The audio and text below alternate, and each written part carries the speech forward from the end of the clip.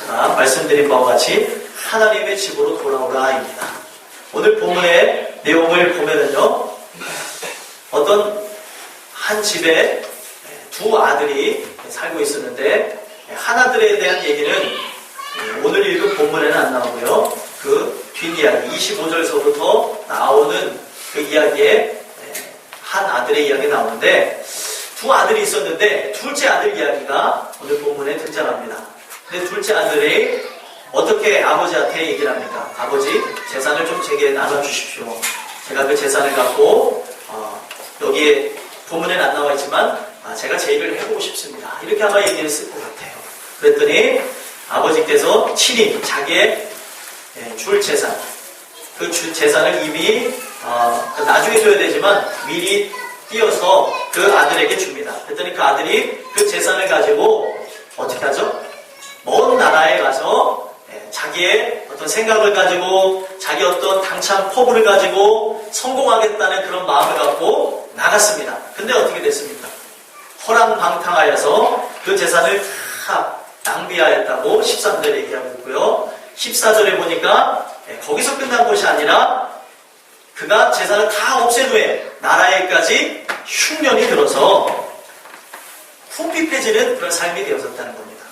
지금 돈도 없죠. 궁핍해지는 그런 일들로 인하여서 결국에 그 사람이 유대인이라고 하면은 전혀 그 직업에 대해서 관심을 갖지 않고, 직업에는 귀천이 없지만, 오늘날에는 없지만, 유대인들의 사고방식으로 봤을 때 그 직업은 아주 낮은 직업이라고 얘기했던 돼지를 치는 일을 하게 됩니다. 마치 이 일은 우리 대한민국 땅에서 조선시대에 후죽간이라고도 하고, 오늘날로 얘기하면은 정육점이라고 하는 곳에서 고기를 잘라서 팔았던 분들이 백정이라고 불리면서 멸시를 당했던 일이 있었던 것처럼, 그 민족에 갖고 있는 그런 사상과 틀에 의해서는 돼지를 치는 직업 자체는 아주 낮은 직업이었던 거예요. 왜 그러냐면 유대인들은 하나님 말씀 따라서 살아간다고 하면서 그 고기, 육식이라고 하죠. 그 육식이라는 것을 잘 하지 않았어요.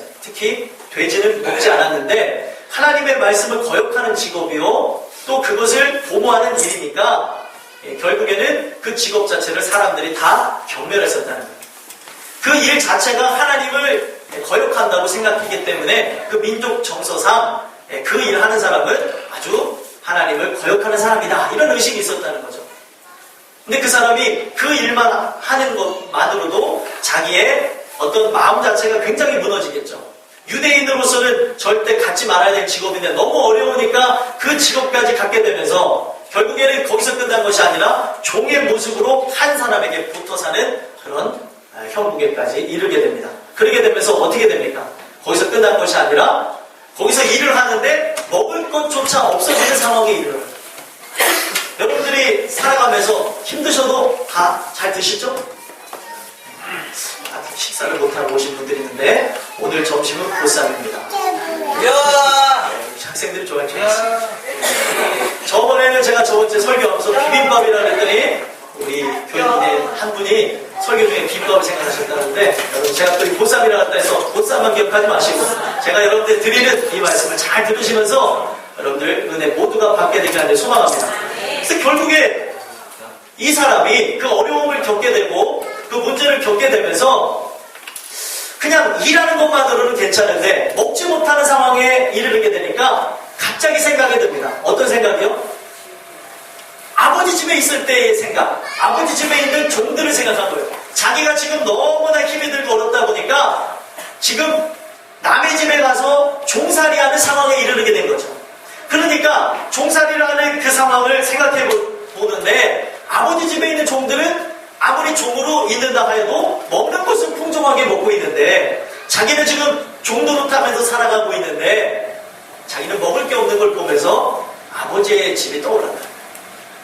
여러분들, 우리가 인생을 살아가면서 고난을 겪고 환난을 겪을 때 우리 인생은 고향을 생각하기도 하고요, 부모님을 생각하기도 하고요, 예전에 좋았을 때를 회상하기도 합니다.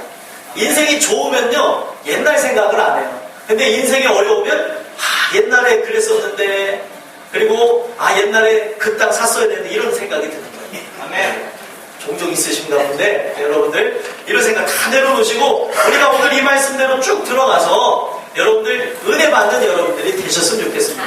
그래서 이 아들이 자연스럽게 그 아버지 집을 생각한 거예요. 아버지 집. 아버지 집을 돌아가야겠다. 아버지 집에 차라리 품꾼으로 살면, 종으로 살면 이것보다 낫겠다고 생각을 했는데 막상 보니까 지금 아버지 앞에 자기는 어떤 존재예요? 죄를 범한 사람 아니에요. 아버지한테 성공하겠다면서 아직 돌아가시지도 않았는데 재산을 띄워달라고 하면서 그 재산을 갖고 당차게 한번 성공해보겠다고 하고 나갔는데 성공은커녕 종의 모습으로 돌아갈 처지에 있는 자기를 보면서 어떤 고백을 합니까? 자기가 하늘과 아버지께 죄를 지었다는 고백을 해요. 근데 거기서 머물지 않고 어떻게 합니까? 결국에는 그냥 아버지 집으로 돌아가자. 그래, 아버지 집에 차라리 종으로 사는 게 낫겠지 하면서 결국에 아버지 집으로 돌아갑니다. 그래서 그 대망의 자신의 집, 어떻게 보면 늘 그리던 그 집으로 돌아갔더니 나보다 먼저 기다리시는 분이 있었으니 바로 그의 아버지였다는 거예요. 그 아들이 나가는 그날서부터 아무래도 아버지는 이 아들의 성향을 잘 알고 이 아들의 모습을 잘 아니까 이 아들이 돌아올 거를 뻔히 알면서 기다리고 있었대요. 언젠가 이 아들이 돌아오겠지 했는데 그 아들이 돌아옵니다. 아버지의 마음도 좋고 또 이 아들은 미처 고개를 들 수 없었겠지만 그 아버지를 만났는데 그 아버지가 그를 포옹하고 입을 맞추면서 그를 맞이해주는 그 장면 우리가 오늘 말씀을 통해서 봤습니다. 그러면서 자기는 종의 모습으로 왔어요. 자기는 정말 낯을 들 수가 없고 자기가 한 행동이 있으니까 자기는 이 집에 아들의 자격이 없다고 하나 아버지께서 어떻게 합니까? 그 아들에게 옷을 입혀주고 반지를 끼워주고 신을 신겨줌으로써 그가 진정 아들임을 보여주는 그런 사건이 여기 일어납니다. 그러면서 모든 사람들이 잔치를 배설하고 많은 사람들이 함께 기뻐하면서 오늘 이야기는 끝납니다. 근데 거기에 재미난 장면이 나오는데 왜 그가 아버지를 만났는데 가락지를 끼고 또 옷을 입고 또 신발을 신었는가? 그 이유는 아들이 지금 올 때의 행색 자체가 종의 모습으로 왔다는 겁니다. 이스라엘 백성들이 살았을 당시 이때 이 말씀의 배경이 되는 이스라엘 백성들의 사람들의 그 삶은 종들이라고 하면은 일단 옷은 당연히 허름할 수밖에 없고요. 제일 중요한 건 종이라는 거를 나타내는 신분이 어디서 드러나냐? 신발을 신었느냐 신지 않았느냐에 따라서 저 사람이 종인 걸 알았다는 거예요. 근데 아들을 딱 봤더니 지금 이 아들이 종의 모습으로 돌아옵니다. 근데 여러분들 보십시오. 이 아들은 원래 종이었습니까? 아들이었습니까? 아들이었어요. 네, 지금 설교가 아직 시작도 못하고 꿈틀꿈틀대고 있는데 벌써 주무시는 분들이 좀 있습니다. 조는 건 상관이 없습니다. 주무시지 마세요. 오늘 이 말씀이 여러분들의 인생 자체를 바꿀 수도 있습니다. 한 사람의 이야기를 잘 듣고 나서 어떤 사람의 인생의 도전을 받았다는 얘기도 있는데 저는 사람의 얘기를 하는 게 아니고 하나님 말씀을 증거하고 있습니다. 여러분들이 이것을 잘 들으시면 여러분들이 인생의 도전을 받는 것뿐만이 아니라 영생의 주인공이 되는 여러분들이 될 것이라 저는 믿습니다. 그래서 이 아들의 모습은 종의 모습이었던 거죠. 종의 모습으로 돌아오는 그 아들을 보는 아버지는 가슴이 벼지니까 그 아들에게 신을 신기고 종들에게 얘기해서 옷을 입히고 가락지를 끼웠다. 가락지에는 어떤 의미냐? 아버지의 모든 권한을 넘겨준다는 뜻입니다. 아버지의 상속을 다 날려먹은 그 아들이었지만 그 상속이 언제나 너에게 있음을 설명해 주는 게 이 반지였다는 거예요. 여러분들, 이 내용을 통해서 우리가 알 수 있는 건 무엇이냐면 하나님이 이 과거에 이 말씀을 주신 걸로 끝난 게 아니라 오늘 이 말씀은 우리의 얘기를 대변하고 있다는 거예요. 오늘 우리 모든 사람들을 사랑하셔서 옛날 이야기와 같은 이 하나님의 말씀을 통하여서 오늘 하루를 살아가는 우리의 인생, 아직도 내가 하나님의 자녀인 것을 모르고 살아가는 그 사람들을 하나님은 초청하셔서 다시 부르셔서 내 집으로 돌아와라. 하나님께서는 말씀해주고 계신다. 그래서 여러분들 오늘 듣는 이 말씀을 통하여서 여러분들이 이 성경 속에 계신 그 하나님을 실제로 만나게 되는 귀한 역사가 있게 되길 한들 소망합니다. 제가 지금 줄거리를 전체적으로 말씀드렸어요. 무슨 내용인지 다 이해가 되시죠? 오늘 이 내용을 통해서 제가 세 가지 하나님의 모습을 여러분들에게 발견시켜 드릴 겁니다. 어떤 하나님의 모습이냐? 첫 번째, 상황을 만드시는 하나님이라는 거예요. 우리가 다시 본문 속으로 들어가서 보면 그가 당찬 포부를 갖고 아버지의 재산을 갖고 집을 나갑니다. 그렇죠? 집을 나가는데 지금 아버지의 뜻이 있고요. 분명 그 아들의 뜻이 있습니다. 그 아들은 아버지의 뜻과는 반대로 아버지의 집을 떠나서 자기가 한번 자기의 인생을 일으켜보겠다고 하고 아버지를 떠나서 나갑니다. 이것이 무엇이냐면 인생의 정욕이라는 거예요. 우리 인생은 하나님 집에 거해야 됩니다. 하나님의 집에 거하고 하나님의 말씀대로 나가야 되는데 그 말씀대로 나아가지 못하게끔 만드는 것이 바로 우리 안에 끌어오르는 정욕이라는 거예요. 그래서 요한일서 2장 16절에 보면은 육신의 정욕, 안목의 정욕, 이생의 자랑이 이 세상에 있는 것들이라 라고 얘기하고 있습니다. 하나님께로부터 온 것이 아니라고 얘기하고 있습니다. 많은 사람들이 지금 이 안에 올라오는 정욕, 우리 인생은 분명 하나님의 뜻이 있는데 올라오는 정욕을 따라서 마음대로 살아가는 거예요. 결국에 아버지의 뜻을 거역하는 이 아들의 인생과 그 상황은 어떻게 됐습니까? 그 재산을 가지고 아주 당찬 포부를 갖고 성공해보겠다고 나갔지만 결국에 재산을 다 허랑방탕하게 사용하게 됐고 결국에는 거기서 끝난 것이 아니라 그가 종으로 활용하는 모습에 이르기까지 되어졌다는 겁니다.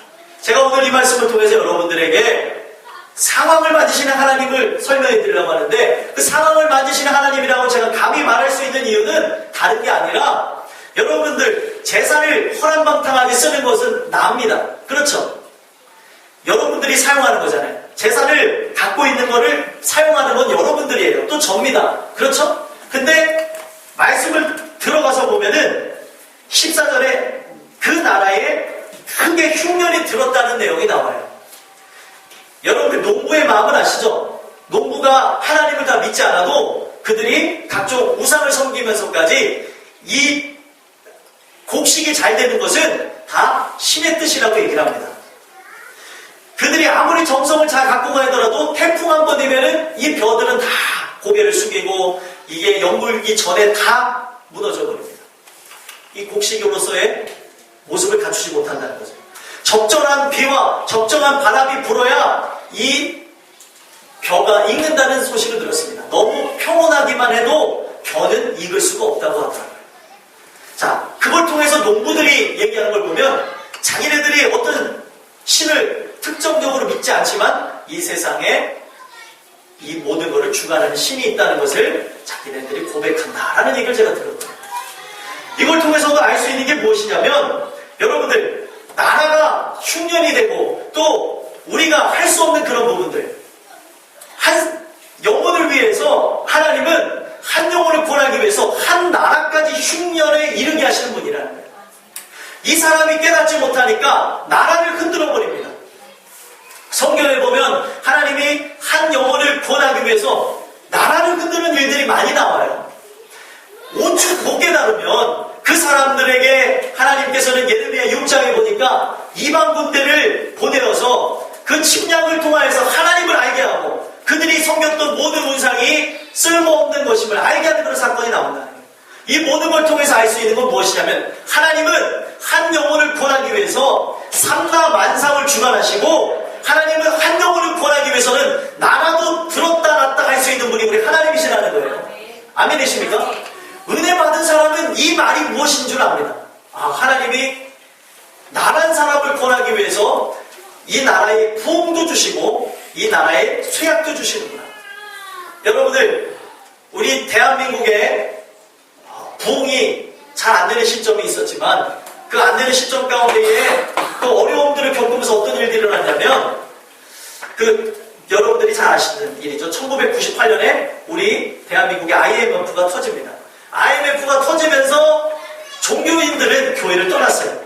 야, 내가 하나님을 믿었는데도 별것이 없다라고 떠난 사람이 있는가 하면 그 어려운 사건을 통하여서 그 IMF를 통하여서 하나님 앞에 돌아온 일들이 있어요. 인생은 어떤 것을 통해서 참된 인생인 것을 아느냐? 우리 인생에 많은 어려움과 환난을 겪고 하나님인 줄을 알 수가 있습니다. 어떤 사람이 제가 고백하는 얘기를 들었어요. IMF가 모든 사람의 독이라고 했지만 IMF를 통해서 자기는 많은 것을 잃었지만 얻지 못할 하나님을 얻었습니다. 이런 고백하는 걸 들었다. 그 인생이 어떻게 보면 IMF라는 거 우리나라에게 있었던 경제적인 위기였지만 그 한 사람만을 위해서도 하나님은 IMF를 일으키실 수 있는 하나님이라는 거예요. 왜요? 한 영혼이 천하보다 귀하기 때문에. 여러분들을 너무나 사랑하시기 때문에 이 나라가 이 쇠약해지는 것을 통하여서 내가 하나님을 조금이라도 기억하게 되어진다면, 하나님을 알 수만 있다면 하나님은 그 상황을 만지셔서 충분히 하실 수 있는 하나님이라는 거예요. 성경에 보면은 이 깨닫는 자와 깨닫지 못하는 자에 대한 것이 있는데, 하나님께서는 아방을 깨닫게 하기 위해서, 아방을 변화시키기 위해서 그 땅에 3년 6개월 동안 비를 내리지 않았어요. 하나님이 살아계심을 알게 하기 위해서 그런 일을 행했지만, 이걸 통해서 이 어려움과 환난과 고난을 통해서 하나님 앞에 돌아온 사람이 있는가 하면 아합처럼 눈 하나 껌쩍을 하는 사람도 있다. 여러분들과 저는 이 모든 상황을 만드시는 하나님을 알게 되기를 간절히 소망합니다.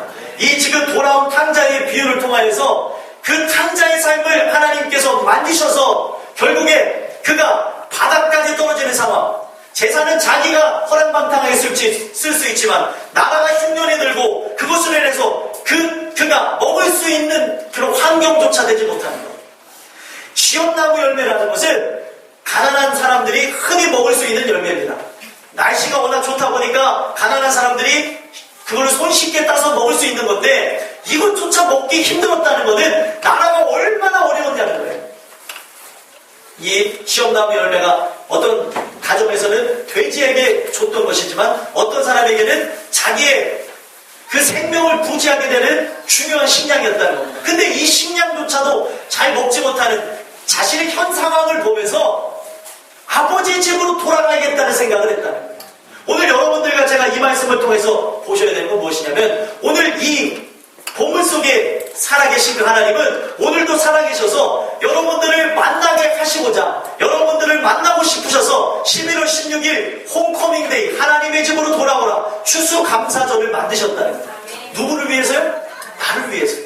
모든 사람을 위해서라면 늘 감사합니다. 근데 은혜 받은 사람은 어떤 역사가 일어나냐? 예수 그리스도의 흘리신 피가 나를 권하기 위해서 흘렸구나라는 것을 믿게 된다는 거예요.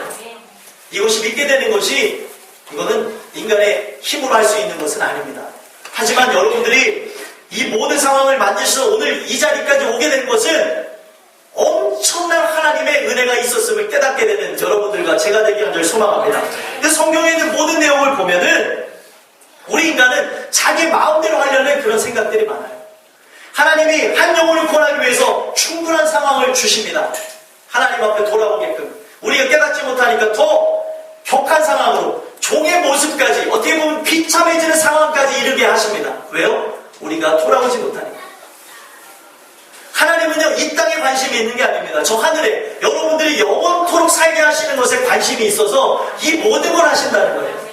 여러분들과 제가 오늘 이 말씀을 통해서 그 하나님의 마음을 알게 됐으면 좋겠습니다. 하나님이 나를 사랑하셔서 오늘도 이 상황을 이끄셨구나. 오늘도 이것을 만드셨구나. 이거를 안 할 수도 있는데 하게 하셨고, 또 오늘 11월 16일 날 여러분들에게 시간이 주어졌다는 것은 내가 이것을 결단하고 선택해서 왔다고 하지만 이 상황, 이 모든 것 하나님이 다 주셨다는 거예요. 여러분들과 저는 이 말씀을 통해서 여러분들의 인생을 만드시는 하나님을 알게 되기를 간절히 소망합니다. 두 번째, 우리는 어떤 하나님을 말씀을 통해서 발견할 수 있냐? 깨달음을 주시는 하나님이라는 걸 알 수 있습니다. 그가 어려워졌습니다. 그 상황이 어려워지니까 결국에 깨달음이 오는 거예요. 어떤 깨달음이요? 아버지 집에 있으면 참 좋았는데, 아버지 집에 있는 종들은 그래도 잘 먹는데, 나는 그 생각이 들어오게 됐다는 겁니다. 옛날에 CF에서 이런 걸 가지고 사람들 앞에 얘기했던 적이 있어요. 집 나가면 고생이다. 집 나가면 고생하는 것처럼 바로 이 아들이 집 나가서 고생하니까 어디가 생각나는 거예요? 집이 생각나는 거예요. 집이. 여러분들, 우리 삶은요, 풍요로울 때는 자꾸 그 풍요로움에 빠져 살지, 예전에 좋았을 때도 생각 못하고요, 그 풍요로움에 젖어서 내가 걸어가는 길도 잊어버릴 때가 많습니다. 하나님이 사랑하는 자는 어떤 사람이냐? 그냥 우리 인생에 풍족함만 있는 것이 아니라 늘 하나님의 만지심으로 인해서 깨달음이 있는 인생이 하나님이 사랑하는 인생입니다. 그의 인생을 주물러 시니까 그 어려운 상황으로 인하여서 집을 생각하게 했습니다. 여러분들 보십시오. 제가 깨달음에 대해서 설명을 드리는데 인생의 생각이라는 걸 우리가 한다고 생각하지만 성경은 뭐라고 얘기하고 있냐면 생각을 주는 두 주체가 있다고 얘기를 하고 있습니다. 생각을 주는 두 주체. 하나는 누구냐? 마귀고요. 한 분은 누구냐? 하늘에 계신 하나님입니다. 아멘이십니까? 네. 여러분들 정말 우리가 봐야 되는 건 무엇이냐면 이 세상에는 생각을 주는 두 주체가 있습니다. 먼저 은혜로운 생각을 주시는 우리 하나님에 대해서 말씀을 드리면 마태복음 16장 10절에 베드로의 고백이 나옵니다. 그 베드로의 고백을 보면 주는 그리스도시요 살아계신 하나님의 아들이십니다라는 고백을 해요. 근데 예수님이 질문을 던지십니다. 사람들이 나를 누구라 하더냐? 많은 제자들이 있었습니다. 12명의 제자들이 있었지만 11명의 제자는 예수님이 그리스도시고 하나님의 아들인 것을 알지 못했습니다. 사람들이 얘기하는 걸 따라서 얘기하고 사람들이 이렇다고 하니까 이렇게 따라서 얘기하는 사람들이 많았습니다. 그러나 베드로는 정확히 예수님이 그리스도시고 하나님의 아들인 것을 알았습니다. 그랬더니 예수님이 그렇게 고백하는 베드로에게 뭐라고 얘기하셨냐면 이것을 알게 하신 것은 너가 아니고 내 혈육도 아니고 저 하늘에 계신 아버지시니라. 하나님이 그 생각을 주셨다는 거예요. 그 깨달음을 주셨다는 겁니다. 그래서 여러분들이 보셔야 되는 건 무엇이냐면 오늘 이 말씀을 들으면서도 이미 하나님이 우리의 아버지신 걸 깨닫고 듣는 분이 있고요. 오늘 이 말씀을 들으면서 내가 아버지 집으로 돌아가야겠다. 그분이 정말 나의 참된 아버지시구나 라고 깨닫는 분이 있고요. 또 반면에 깨닫지 못하고 보쌈만 생각하고 하시는 분이 있습니다. 농담입니다. 너무 심각하게 들으셔서 제가 풀어드립니다. 여러분들, 이 학생들도 많고 어른들도 있는데 오늘 정말 중요한 건데 하나님이 그 깨달음을 주셔야 되는 거예요. 그 깨달음. 베드로가 베드로 될 수 있었던 것은 하나님이 그에게 생각을 주시고 그 마음에 그 생각으로 인하여서 마음에 깨달음이 왔기 때문에 그가 예수 그리스도를 위해서 나중에 죽는 인생까지 됐던 것입니다. 그 깨달음이 없으면 아무 의미가 없어요. 반면에 어떤 사람이 있습니까? 가룟 유다가 있어요. 요한복음 13장 2절에 보면은 그 최후의 만찬 그 장면 가운데에 많은 제자들이 그 만찬을 할 때에 아무 그런 불순한 생각을 못했을 때에 이 가룟 유다는 마귀가 그의 머릿속에다가 예수님을 팔 생각을 넣었다는 거예요. 자, 보십시오. 하나님을 알게 하는 하나님의 생각이 있고요. 하나님을 부인하게 하고 내 멋대로 살아가게 하는 마귀의 생각이 있습니다.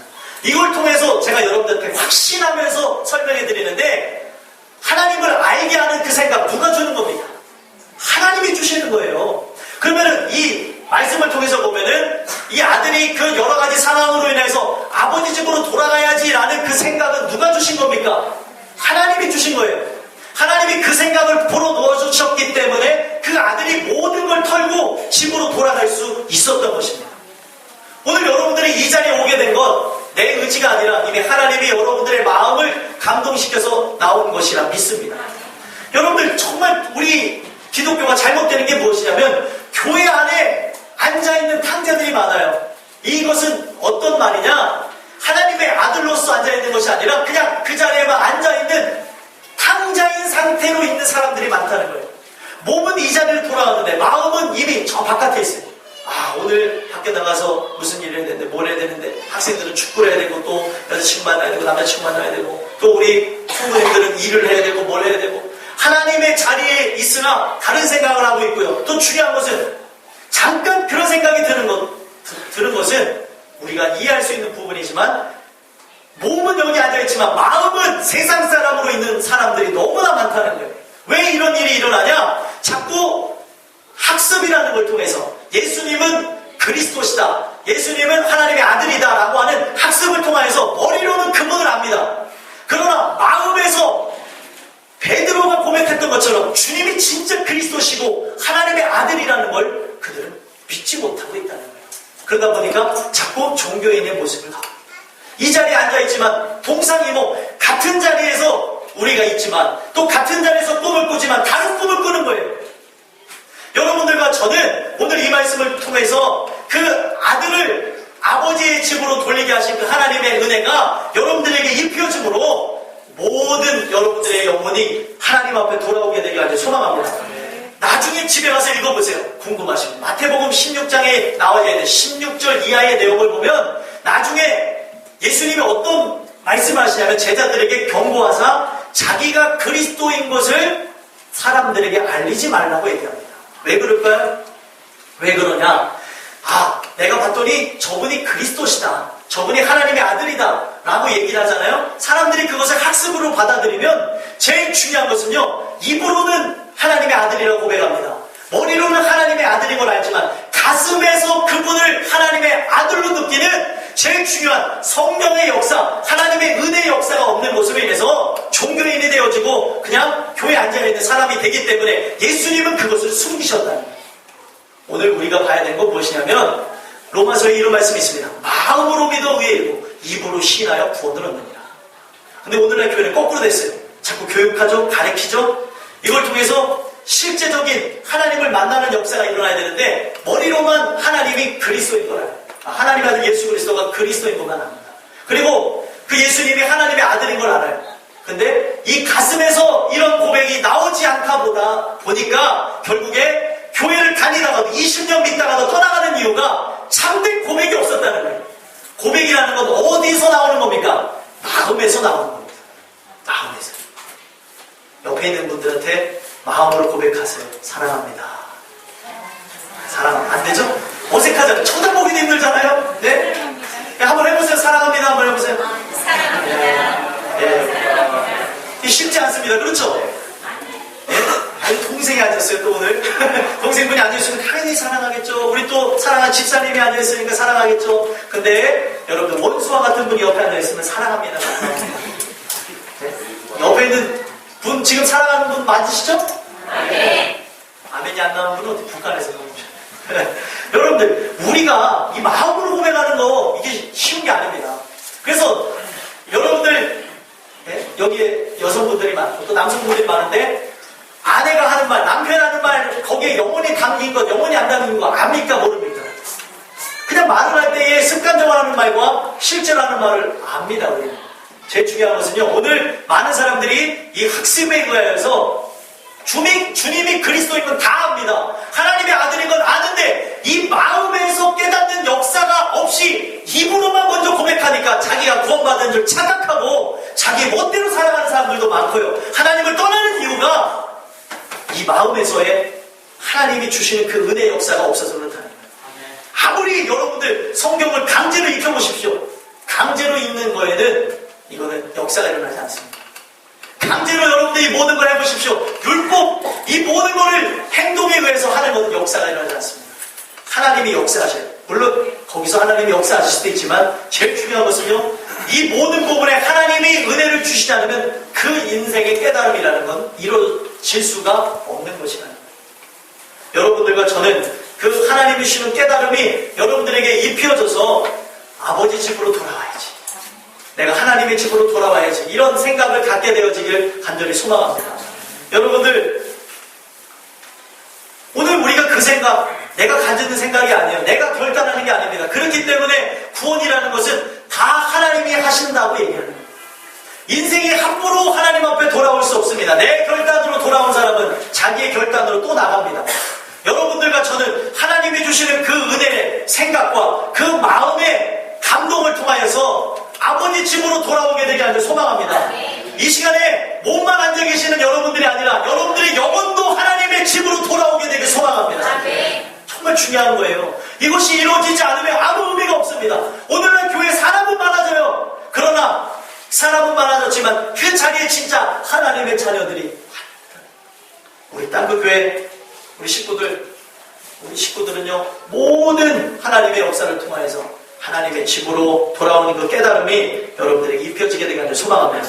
끝으로 세 번째로는요, 오늘 이 말씀을 통해서 우리가 어떤 하나님을 또 발견할 수 있냐?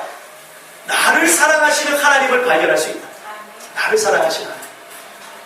여러분, 말씀을 다시 돌아가서 보면 지금 아들이 결단을 내렸죠. 아버지 집으로 돌아가야지. 아버지 집으로 돌아가면은 이 아버지께 돌아가게 되면 먹을 것이 풍족하다. 거기 가면 최소한 종으로 살아도 먹을 수는 있다라는 생각을 갖고 돌아갔는데, 여러분들 보십시오. 20절에 보게 되어지면은 그가 이제 결단을 내렸어요. 이제 아버지 집에 돌아가게 되면은 종으로 살겠다는 결단을 갖고 아버지 집으로 가는데, 말씀해 보니까 뭐라고 나와 있습니까? 아직도 거리가 먼데 아버지가 그를 보고 치근히 여겨 달려와서 목을 안고 입을 맞췄다는 거예요. 누가 달려왔습니까? 아버지가 달려왔어요. 아버지. 그래서 여러분들, 은혜 받은 사람들이 고백하는 거 다 똑같이 얘기합니다. 하나님이 나를 만나 주셨습니다. 이런 고백을 하는 이유가 무엇이냐면, 내가 하나님을 만나는 거라고 나는 생각하지만 내가 하나님을 만나는 것이 아니라 하나님이 나를 만나 주신 거예요. 지금 보십시오. 아버지가 나를 향해서 달려왔다는 거예요. 이해가 되십니까? 내가 아버지한테 간다고 했지만 그 생각도 이미 하나님이 주신 거고, 그 아버지 앞에 나갈 때에 나는 수도 없이 죄인의 생각으로, 죄인의 모양으로 나갈 때에 아버지가 친히 달려와서 나를 안아주실 때에 나는 종으로 나갔습니다. 나는 죄인의 모습으로 나갔습니다. 근데 우리 아버지는 나를 아들로서 봐주셨다. 나를 사랑하셔서, 나는 세상 앞에 수도 없이 죄인이지만, 수도 없는 죄를 범한 악인이라고도 불려도 과언이 아닌 사람이지만, 하나님 아버지만은 나를 아들로 봐주셨다. 여러분들, 이 말씀을 통해서 봐야 되는 건 무엇이냐면, 여러분들 잘 아는 사형수인데 신창원 아시죠? 신창원 씨가 얼마 전에 이 자살 충동을 느껴서 몸을 자해를 했다는 얘기를 들었습니다. 근데 그 얘기를 들으면서 가슴이 아픈 이유가 있었어요. 왜 가슴이 아팠냐? 세상이 자기를 항상 괴물로 여기고, 세상이 자기를 다 멸시하고, 너는 살인자고, 너는 도둑놈이고, 너는 가망이 없는 놈이라고 했었을지라도 그의 아버지는 자기를 아들로 가졌다. 근데 그 아버지가 병세로 인해서 돌아가셨다는 얘기를 들으니까 자기의 인생의 전부를 잃어버린 것 같으니까, 그 죄수이지만, 비록 죄인이지만 그 아버지를 생각하면서 자기 전부를 잃어버린 것 같아서 자해를 했다는 얘기를 들었어요. 물론 자해는 나쁜 일이죠. 근데 그의 심정을 생각해보면 아버지만 돌아가신 게 아니라 자기의 인생이 끝난 것과 같은 그런 심정을 느꼈다. 왜요? 모든 사람이 자기를 짐승으로 보고 사람으로 보지 않았지만 아버지만을 자기를 아들로 봤다. 지금 이 아들이 죄인의 심정으로 아버지께 나갑니다. 이 아들이 죄를 범하여서 하늘에게 죄를 범하고 아버지께 죄를 범하였다고 하면서 낯을 들기도 어려운 상태로 나갑니다. 근데 그 아버지는 어떻습니까? 이 아들이 예나 지금이나 동일한 그에게는 죄인도 아니고 아들로서 보여지면서 그를 안아주고 그에게 옷을 입혀주고, 너는 종이 아니라 본래 내 아들이었다는 걸 인식시켜 주시면서 신을 그에게 시켜주시고 그에게 가락지를 띄워주는 그런 모습이 있습니다. 오늘 이 말씀을 통해서 알 수 있는 건 무엇이냐면, 나를 사랑하시는 그 하나님, 성경 속에 계신 그 하나님이 오늘도 나를 사랑하셔서 멀리서 내가 오기만을 바라면서 지금 세상이 만들어진 이래 지금까지 하나님이 오늘까지 이 시간까지 기다리셨다. 저 아들이, 저 딸이 언젠가 돌아오겠지. 근데 하나님이 주시는 은혜로 돌아옵니다. 그랬더니 그 아버지 하나님은 거기서 끝인 것이 아니고 달려가서 그 아들을 끌어안고 너는 종이 아니고 내 아들이라. 여러분들, 오늘 이 말씀을 통해서 우리가 봐야 되는 건 무엇이냐면, 이 탕자를 사랑한 그 아버지가 오늘 우리 하나님 아버지의 모습입니다. 여러분들, 여러분들의 자녀가 있다고 가정하십시오. 여기 학생들도 있지만 자녀가 있다고 어른이라고 생각하시고, 또 여러분들이 다 자녀가 있다고 생각했을 때 자녀가 좀 재산을 허비한다고 해서 여러분 어떻게 하시겠어요?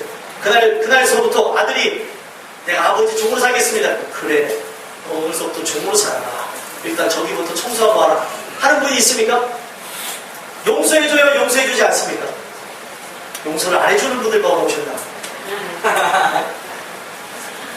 자녀가 그런 죄를 범했을 때 정말 큰 죄를 범했다 하더라도 아버지는 아버지입니다. 부모님은 부모님이에요.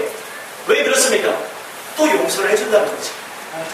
우리가 이걸 통해서 봐야 되는 건 무엇이냐면 우리 육신의 부모님도 우리가 죄를 범해서 나는 이제 다시 용서받지 못할 것이라고 생각을 해도 용서를 해주는 우리의 인간의 부모님이 있다면 이 인간의 부모님의 사랑보다 더 큰 하나님의 사랑은 하나님의 영광에 이르지 못하는 우리를 그리스도의 그 피의 십자가로서 우리의 죄를 다 씻어주시고 십자가를 다리로 만들어서 하나님 앞에 오게 하시는 분이라는 거죠. 여러분들과 제가 오늘 이 말씀을 통해서 하나님이 주시는 그 은혜를 깨닫게 되어지길 간절히 소망합니다. 나를 이렇게 사랑하신 분, 하나님 아버지가 우리를 사랑해서 독생자를 주시기까지 사랑하셨대요. 나은 사람을 깨닫게 하시기 위해서 십자가에 그 피를 흘리기까지 그 아들을 죽게 하셨습니다. 그 사랑을 아는 사람은 오늘 하나님 앞에 돌아오는 것입니다. 여러분들과 저는 오늘 이 말씀을 관념적으로 생각으로만 받아들이는 것이 아니라 여러분들의 마음이 바뀌어지고 생각이 바뀌어지는 그런 하나님의 말씀이 되셨으면 좋겠습니다. 그래서 여러분들 보십시오. 하나님 앞에 나오는 자, 하나님이 그 깨달음을 줘서 나오는 모든 사람들의 모습은 이 아들의 모습과 같은데 아들이 아버지 앞에 나올 때에 자기를 어떻게 칭했습니까? 죄인이요 종으로 표현했습니다. 오늘날 진짜 은혜 받은 사람은 어떤 사람이냐? 자기가 죄인임을 깨닫는 사람. 죄인이라는 걸 깨닫지 못하면 하나님 아버지를 만날 수도 없습니다. 왜요? 하나님 앞에 오지를 않는데. 육적으로 와 있어도 내 영이 하나님 앞에 가지를 않는데 깨달음이 없으니까 하나님을 찾지 않는 거거든요. 여러분들에게 그런 역사, 내가 죄인인 것을 알게 되는 그 역사를 통하여서 그 하나님과 여러분들이 만나게 되는 귀한 역사가 일어나게 되길 간절히 소망합니다. 대한민국의 모든 사람들이 죄인의식이 없어지고 있어요. 교회에서 회개가 끊어지고 있습니다. 하지만 여러분들이 이 시간에 제가 회개하라고 이 말씀을 드리는 것이 아니라 사랑의 하나님이 오늘 우리를 기다리신다. 비록 내가 죄인의 모습으로 나간다 해도 우리를 죄인으로 보시는 것이 아니라 내 아들과 딸로 보시는 그 하나님의 눈이다. 하나님의 사랑이 하나님의 그 역사와 인간의 삶 속에서 일어나는 역사가 틀립니다. 인간은 죄인의 모양으로 나가지만 하나님은 오늘도 자녀를 안아주시는 그 모습으로 기다리고 계신다. 오늘 이 말씀 여러분들 마음 가운데 새기심으로 오늘 이 자리에 몸만 하나님의 집으로 오신 것이 아니라 여러분들의 영혼도 이 하나님의 전으로 돌아오는 귀한 역사를 통하여서 주님과 함께 여러분들 동행하고 주님과 함께 풍족함을 누리는 귀한 역사가 여러분들의 것이 되기를 간절히 소망합니다.